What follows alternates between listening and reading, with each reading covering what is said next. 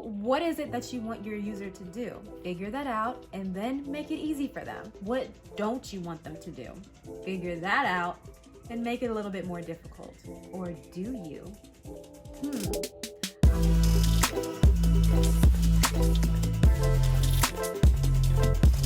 Hey, what's going on, y'all? Welcome back to my channel. I'm Nannearl, and this is Unpacked Angles with me, where we're focused on widening the perspective on all things UX and more. And today I want to finish going over the laws of UX with you. So in part 1 of the laws of user experience, we went through some of the laws that I thought were more specific to the UX side of things. Now in part 2, I want to go more into things that I think apply directly to UI. So even though UX is not the same thing as UI, it's still important for people in the UX profession to know and understand. As always, a link to the resources for the content that I'm going to be discussing is included in the description, so go ahead and check that out if you want to learn more and dive a little deeper. So let's get started with part 2 of the laws of UX, UI edition. First, we have the aesthetic usability effect. This states that people are more likely to think that your design is usable if it looks nice. Visually pleasing designs can create a very positive response in the mind. So if your design is aesthetically pleasing, your users may be more likely to forgive some minor hiccups in usability. However, it's really important to keep this in mind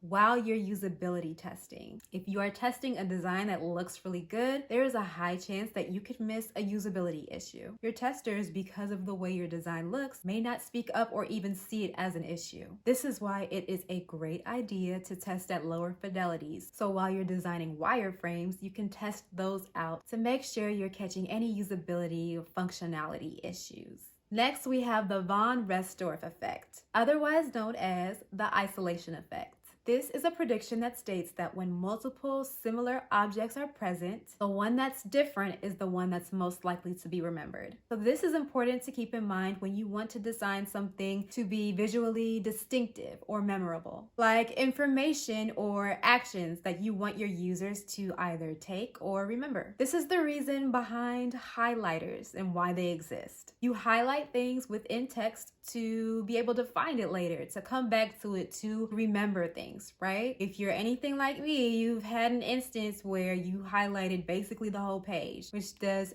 absolutely nothing for your memory because everything looks the same. So in order to make these visually distinct things, you can change things like color, shape, size, the list goes on. Next is the law of proximity. I think I'm gonna draw.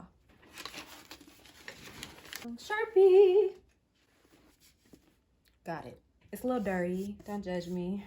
It's been in use. In the law of proximity, objects that are closer together will be grouped. So in the human mind, we group things that are closer together. We associate them to be related in a way because it helps with information processing. It's more efficient and it saves us time in our thinking. It helps us recognize things faster and it's more efficient just for our mind and how it works. So I'm gonna draw. For example, in this little sketch that I've made, it seems as though there are 4 different groups. Because of the way our brains work, these have been combined into 4 different groups in your mind. I already know. This is one group, this is one group, another group, and another group. 4 different groups. Group 1, 2, 3, 4. The groups of 3 we automatically place in a group because they're closest together, whereas these single ones out here aren't really close to anything, so they belong to their own group. Because of this knowledge, as a designer, the things that you actually want people to group together, you put closer together. Ta-da! Next is the law of similarity. This law states that the eye will usually perceive similar elements within a design as one complete picture or shape, even if the elements are separated. So anything that you want to be different on your screen or to stand out needs to be visually different and styled consistently. Kind of similar to the isolation effect. This is super important to keep in mind, especially for interaction designers. So if you have a certain element or a component within your screen, in your product, that you want people to know that they can click on or tap on, that element needs to be distinct. So whether it's a button or a link. So let's use links, for example. We're drawing again. I need another color. Got it. We match. Dun, dun. So links on a website are best when they are distinctive. In the law of similarity, as a user looking at a website that's maybe full of content, including text, I'm going to perceive all of this text here, as long as it looks the same, as just regular text. I'm not going to automatically assume that I can click on this link right here. Why? Because it looks exactly the same as the text. So anything that you want to be different, that is anything that you want your users to know that they can interact with, make it visually different. I can look at this even from afar and see that this link right here is a link. It's an element in the design that is super different, that makes me think that I might be able to do something different with. I'm thinking, all right, I'm not able to click on this text up here, but man, this looks different. It's underlined and it's a different color. Maybe it's bolded and has a hover effect too. Anything that's visually different is going to stand out to people. So whenever you have something that you want your users to understand is different, for example, something that they can interact with, it's best to have that be visually distinct and also styled consistently. So here, everything that you can interact with is the same color. Outside of this link that you can't tell is a link. Next is the law of uniform connectedness. This law states that elements that are visually connected will be thought of as related more than elements that are not visually connected. So things with the same color, shape, or other visual aspects will be thought to be related. So it's something that we see in interaction design again. Anything that you want people to think, do the same thing, take this law into consideration and use it to your advantage. Next is the law of common region. The law of common region states that if you outline several objects with one clearly defined boundary, people will think that they're a group. So keep that in mind, again, when you want people to think that things are related, to think that things should be grouped. So similar to the law of proximity, another way that you can create groups or have people create groups in their mind of your content is by actually drawing a border around them. So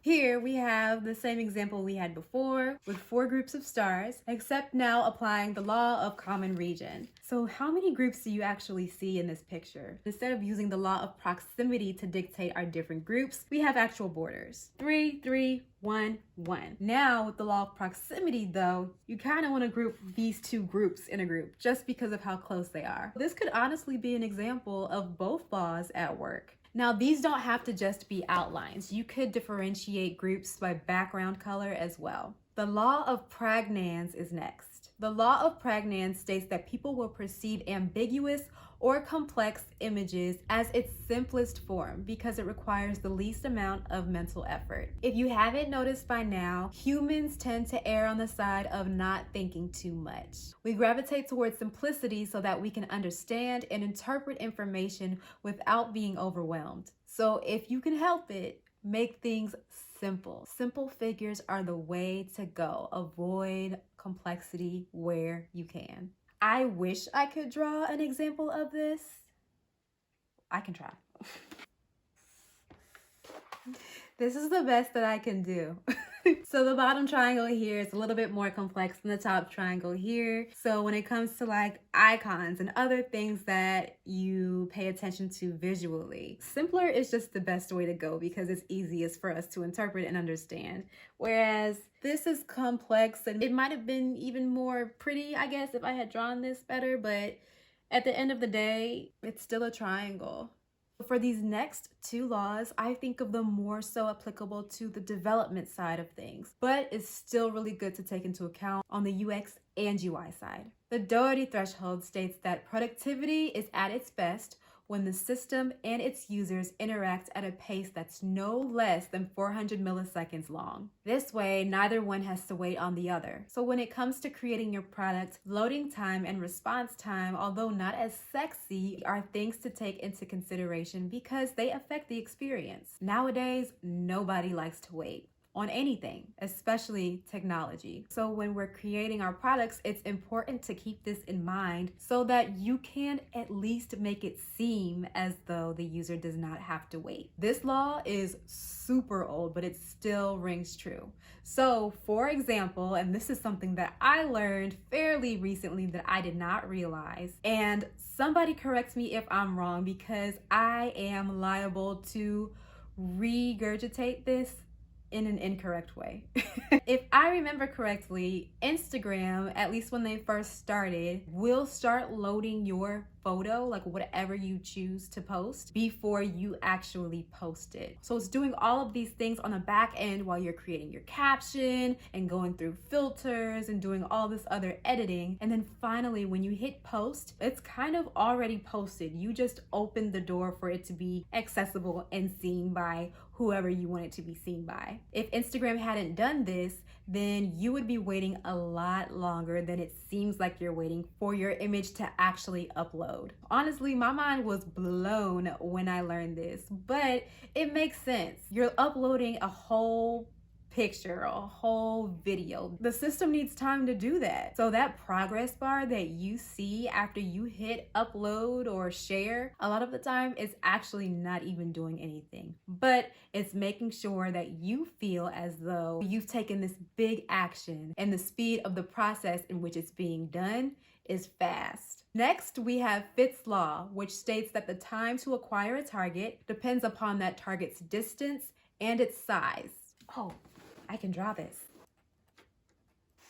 So if you were to come across two websites, one with a big press me button and another with a smaller, much smaller press me button, the time it would take for you to press this button would be way less than the time it would take for you to press this one. And this is where we get into like HCI, or human computer interaction. There are actually studies that have been done to measure the time it takes to interact with different elements on the screen. The way you interact with websites on a computer is different from the way you interact with it on your phone. Same thing with on your TV if you're playing a game. So the button size on your computer will differ from the button size on your phone, which will also differ from the button size you may have on your TV screen. There are standards for this, and this all has to do with Fitt's law and what's most convenient, most comfortable, and most doable or usable for people. So when we're taking this law into account, it's important to keep in mind that objects that are touchable should be distinguishable from those that are not, and they need to be easily selectable. So they have to be big enough. They should also be easy to touch. So they should exist in places that are convenient for people. If you're on your phone, for example, there is a region that is most accessible for people with their thumbs and where it can go easily versus where it can't. And I'm using my left hand. It's different for the right. You also have to make sure buttons are not too close to each other. It's really easy to accidentally tap the wrong thing if things are too close. So what is it that you want your user to do? Figure that out and then make it easy for them. What don't you want them to do? Figure that out and make it a little bit more difficult. Or do you? I would love to hear your thoughts about this in the comments, but there is a whole slew of ethical concerns that are associated with this. And as privacy laws change and other policies come to be, there are also other things to take into account when we're thinking about what's ethical versus what's not. So do we make things that we don't necessarily want users to do harder for them to do? What are your thoughts? Let me know. And last but not least is Occam's razor. When we're designing, oftentimes we end up making things a lot more complex than they need to be because we're trying to provide the best user experience for people. But a lot of it is distracting and just plain unnecessary. So Occam's razor states that among two competing hypotheses that predict equally well, the one with the fewest assumptions should be the one that's selected. So in a general sense, extra things don't need to be added unless it's necessary. So what does that mean for design? KISS.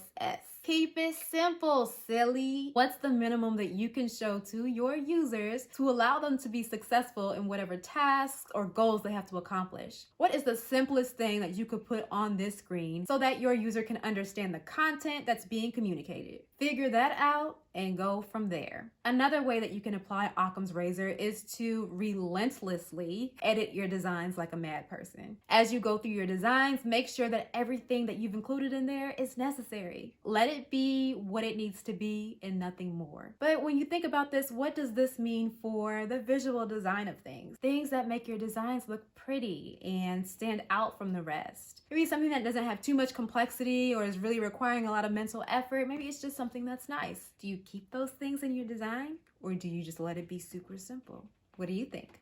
So the question that I'm going to leave you with today is, has there been a particular time when you've applied these principles unknowingly, either in design or in your life? Let me know. There were definitely a couple as I was going through this that was just like, well, that's just common sense. And with that, we have concluded our discussion on the laws of UX. These are only 20 heuristics, but there are plenty more out there, so please do feel free to do more research, to dive in a little bit deeper to the ones that we've talked about today and in the last video. I hope you learned something new and took some value from this. If you did, please let me know. Feel free to comment and leave me questions. If you liked what you heard and you want to stick around and be down for the ride, feel free to subscribe, and if you want to get notified about when I post my content, hit that notification bell. I post every other Wednesday. I also have a newsletter, so if you would like to receive the newsletter, go ahead and visit unpackedangles.com and sign up for it there. We're also on social media, so you can hit us up on Instagram and Twitter at Unpacked Angles. But that's all I have for you guys this episode. I hope you have a wonderful time applying these principles in design or in life,